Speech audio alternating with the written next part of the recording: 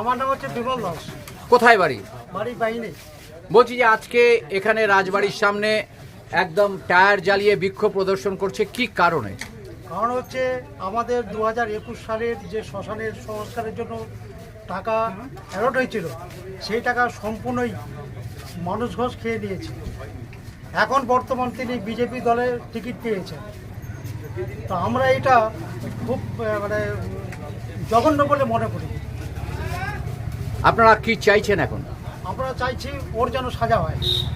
কিন্তু উনি তো উপনির্বাচনে দাঁড়িয়েছেন, এবার বিধানসভা উপনির্বাচনে প্রার্থী হিসেবে দাঁড়িয়েছেন, কি বলবেন? আমাদের টাকা নিয়ে দাঁড়াচ্ছে, ইস্তফা দিয়ে দিই।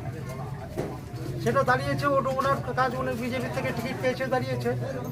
কিন্তু আমাদের জনসাধারণ পক্ষ থেকে বলি, এইরকম ধরনের পাবলিকের টাকা ধ্বংস করা, পাবলিক 2000 পাবলিক এখানে সাশ্রয় পেত শ্মশানে পুরানোর জন্য, সেই 2000 লোককে বঞ্চিত করা, টাকাটা আত্মসাৎ করা, 9,70,314 টাকা, এই টাকাটাই উনি খেয়ে ফেলেছেন। আমার তো মনে হয় আমার পক্ষে ওই বলবে যে ওই ভদ্রলোকের সাজা হওয়া উচিত।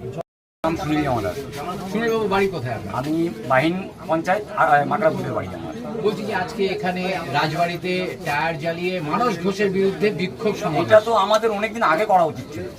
কারণ যখন 2021 সালে আমাদের শ্মশান নির্মাণের জন্য যদি কিছু টাকা মুখ্যমন্ত্রী দিয়েছিল, সেই টাকাগুলো আমাদের পঞ্চায়েতে এসেছিল, তার দায়িত্বে কে ছিল? মানস ঘোষ বাবু, নাকি? সেই টাকাগুলো কিন্তু জায়গা মতো এনে কাজ করেনি, শুধু একটা নারকেল ফাটিয়ে দুটো লাড্ডু খাইয়ে মানুষকে চলে গেছে এখান থেকে। মানুষ তার জ্ঞানটা দিয়ে যায়নি, ও জ্ঞান নিয়ে ফিরে চলে গেছে এখান থেকে। সে টাকাগুলো কই? সেই টাকাগুলো আজকে এই উপনির্বাচনে সে খরচা করছে। তার জন্য ও এখন এই বিধায়ক পদ ডিজাইন দিক, দরকার নাই। তার মধ্যে বিধায়ক হলে পরে আমাদের এই দেশি গ্রামই থাকবে না, চাই না। বাড়ির সামনে নল ট্যাঙ্কি দিয়ে দিয়েছে, জল নাই, নদীর জল খাবো? কেন নদীর জল খাবো? তার জন্য আমাদের টাকা দিয়েছে তো মুখ্যমন্ত্রী, কেন পাচ্ছি না আমরা সেই প্রাপ্যগুলো? সেই প্রাপ্যগুলো আমরা চাই। আজকে তারই বিক্ষোভ সমাবেশ করলেন। হ্যাঁ, এটা তো আমাদের অনেকদিন আগে করা উচিত ছিল, পারিনি, করেছি, এখন করলাম, ঠিক আছে। কিন্তু এই মানস ঘোষই আবার উপনির্বাচনে দাঁড়িয়েছে, তারা আবার উপর মহল থেকে টিকিট দিয়েছে, অন্য কোনো পার্টি দিয়েছে, আমাদের পার্টি তো দেয়নি।